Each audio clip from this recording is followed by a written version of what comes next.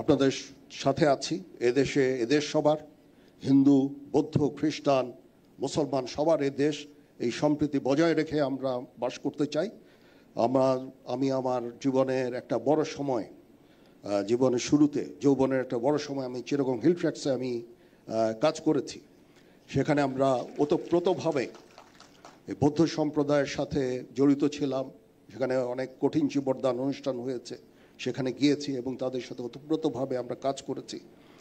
আমরা চাই চিটাগং হিল ট্র্যাক্সে পার্বত্য চট্টগ্রাম যেন শান্তি বিরাজ করে। তার জন্য যা কিছু করতে হয় আমরা করতে রাজি আছি।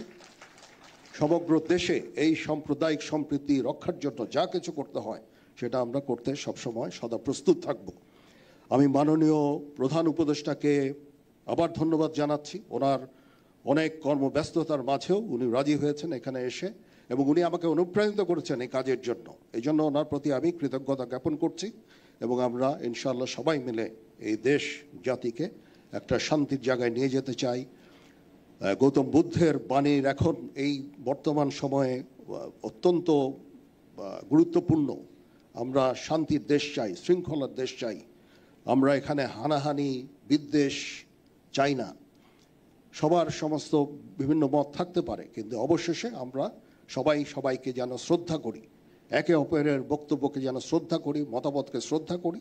আমাদের নিজস্ব মতামত থাকবে, সে অনুযায়ী আমরা অবশ্যই কাজ করব, কিন্তু আমরা একে অপরের প্রতি যেন শ্রদ্ধাবোধটা থাকে সেদিকে আমাদের লক্ষ্য রাখা অত্যন্ত জরুরি। সবাই ভালো থাকবেন।